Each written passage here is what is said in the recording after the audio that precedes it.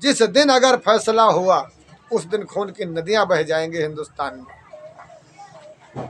उन्होंने इतना कहना हुआ कि खून की नदियां हिंदुस्तान में बह जाएंगी। तो दोस्तों क्या हुआ, अचानक भगवान शिव का आगमन होता है। जो हम नमस्कार, जय हिंद, जय श्री राम। कि आप राम नाम तो जपते हैं लेकिन कभी राम को नहीं देखा है। आपके बीच में राम ने काम किया, आप जान नहीं पाए। ऐसे ही एक घटना है जहाँ अनन्य प्रकार के धर्म हैं, अनन्य प्रकार के मानने वाले, लेकिन वहीं पर सबका तत्व एक, वो राम रूप ये ईश्वर, वो प्रभु श्री राम घटघटवासी अविनाशी। तो सभी संत महात्मा गुरुजनों को दंडवत प्रणाम करते हुए हम आज के भगवत चर्चा का हम गुणगान करते हैं। आपने श्रीमद् भागवत पुराण कथाओं में सुना होगा कि भगवान ने ये किया है, भगवान ने वो किया है, खुदा ने ये किया है, गॉड ने वो किया है। तो हम आपको सच्ची घटना पर आधारित बड़ी मज़ेदार कहानी सुनाने जा रहे हैं। आप लोगों सुनेंगे तो जीवन का आनंद उठाएंगे और बड़ा ही आनंद आएगा। सच्ची घटना पर आधारित प्रसंग समय उस समय का है जब भाजपा पार्टी ने कहा कि हम मंदिर का निर्माण फैसला करवाएंगे, लेकिन 5 साल पूरे हो चुके थे और मंदिर का कोई अता पता नहीं था। आज 5 साल हमारे उत्तर प्रदेश के मुख्यमंत्री जी के समाप्त हो चुके थे, योगी आदित्यनाथ जी महाराज के। और वहीं पर जब किसी की सत्ता सरकार नहीं थी, तैयारियां हो रही थी, तो उसी समय का प्रसंग है। क्योंकि कुछ हमारे भैया बंधु समझ रहे थे हमारे दूसरे मित्र मुख्यमंत्री बनेंगे, लेकिन ईश्वर को जो मंजूर होता है वही होता है, जो मंजूर खुदा होता है। आखिर खुदा को, उस परमात्मा को कुछ और मंजूर था, इसलिए उसने जो कहा और जो किया वही पर चर्चा हम करते हैं। हमारे इस वीडियो को किसी व्यक्ति विशेष, किसी व्यक्ति धर्म से मत जोड़िएगा। ये सच्ची घटना है और सभी धर्मों के ऊपर है। अगर हमारे देश के अंदर कोई घटना घटती है बड़ी ही गंभीर, तो सभी व्यक्ति उससे परेशान हो जाएंगे।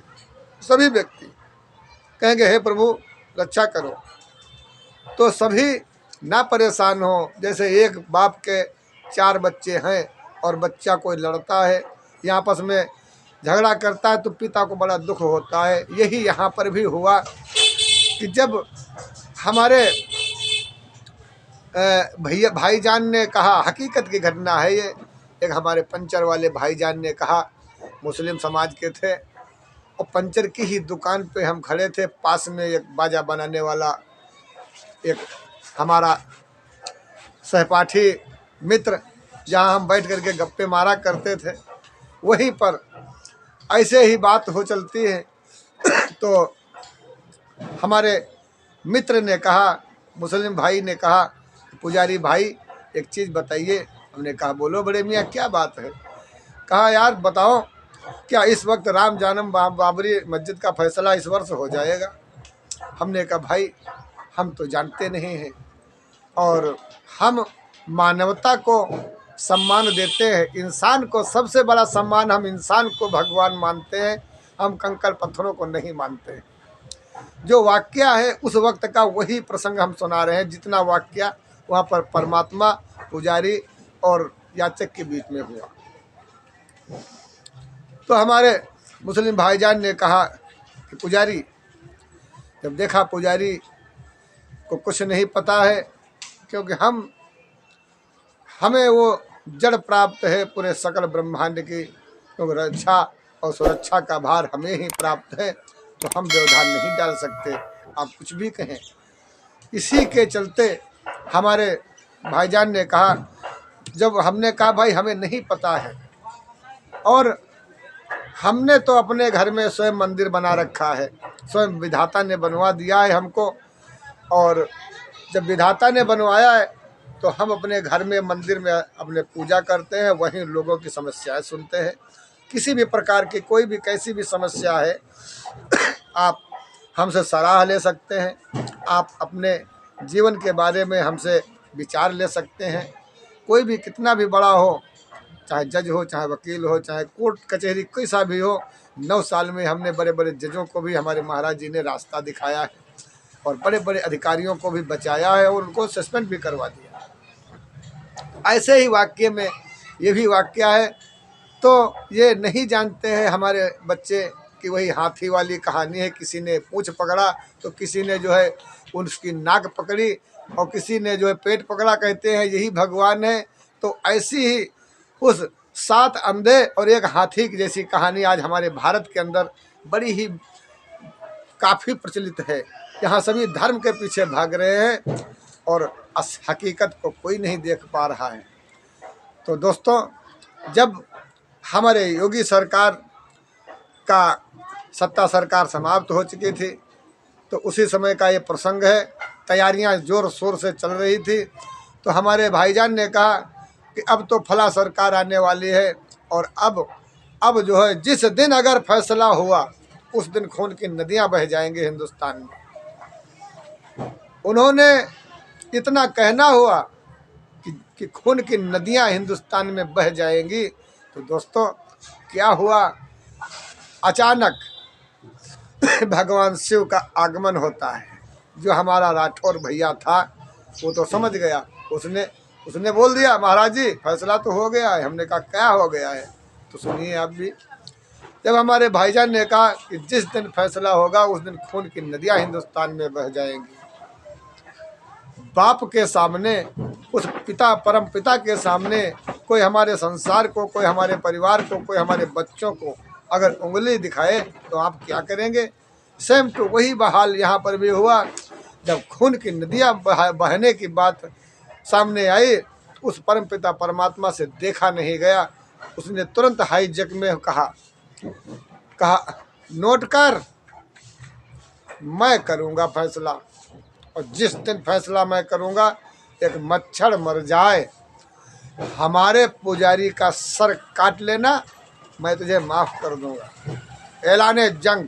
समय था कोई 8:30 का और सुबह का, और 1 साल बाद राम जी के फैसले की बेंच बैठती जिसमें हम 40 दिन तक निरंतर 8 साढ़े 8 बजे दुकान से अखबार पढ़ते, 11 बजे हम बैठते, 2 बजे बेंच बैठती थी। जहाँ जहाँ पर हमारे जज अटकते वहीं पर भगवान शिव स्वयं आकर के वो लोगों को प्रश्नों के उत्तर देते थे। बड़ी मज़ेदार कहानी है।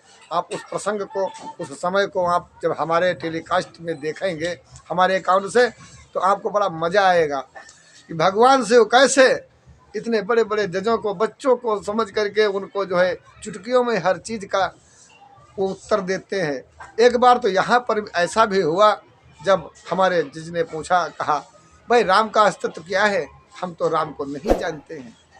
तब राम को आखिर अपना अस्तित्व क्या है, तो हमारे प्रभु ने कहा था भैया जज आप तो पढ़े लिखे हो, आपने कभी एक भिखारी को बैठाल करके भोजन नहीं कराया। हमारे राम तो अंतर्यामी है, घटघटवासी है, वो तो हर जीव जंतु से प्रेम करते हैं।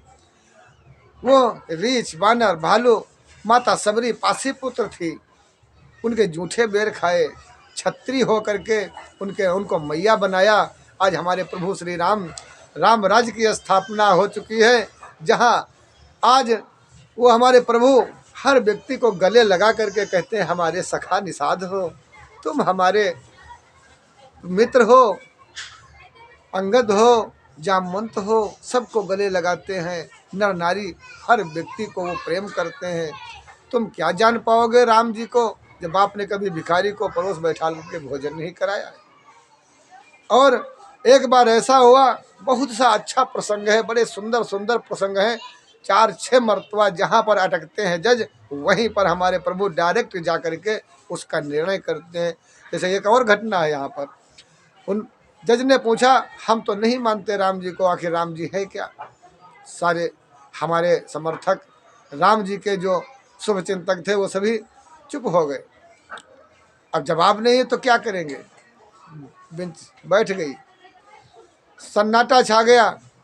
अचानक मोबाइल बोलता है, मानो तो मैं गंगा माँ हूँ, ना मानो तो बहता पानी। जजों ने इस बात को ध्यान नहीं दिया, हंसे और बेंच को समाप्त कर दिया। सुबह हमने अखबार में जो पढ़ा तो उन्होंने कहा कि ऐसी ऐसी बात हुई और सभी हंसे, और अब सुबह फिर फैसला होगा, उस पर चर्चा होगी। तो महाराज जी ने यहाँ से कहा कि भाई मित्र, जज आप कितने तपस्या कर लिया है, योगियों के ध्यान में वो कभी नहीं आते हैं और आप यूं ही उनको सहज पा जाना चाहते हैं। आप तपस्या तो करें, तो आप तपस्या करेंगे तो आपको अवश्य हम दर्शन देंगे। मैं जो लोग बोलते हैं कि राम राजा दशरथ के पुत्र थे, तो बताइए राजा दशरथ के राम पुत्र थे।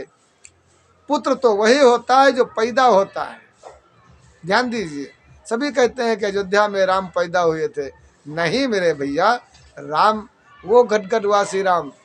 महाराज जी ने कहा, हम जानते थे कि तुम लोग नहीं मानोगे, इसलिए हमारे प्रभु भोलेनाथ ने कहा, इस उत्तर के लिए हम पहले से ही प्रमाण दे चुके हैं कि हम एक बार खंभे से भी फाड़ कर निकल चुके हैं। इसीलिए मैं जहाँ चाहूँगा वहीं से प्रकट हो सकता हूँ, जहाँ से भी, जहाँ चाहूँ।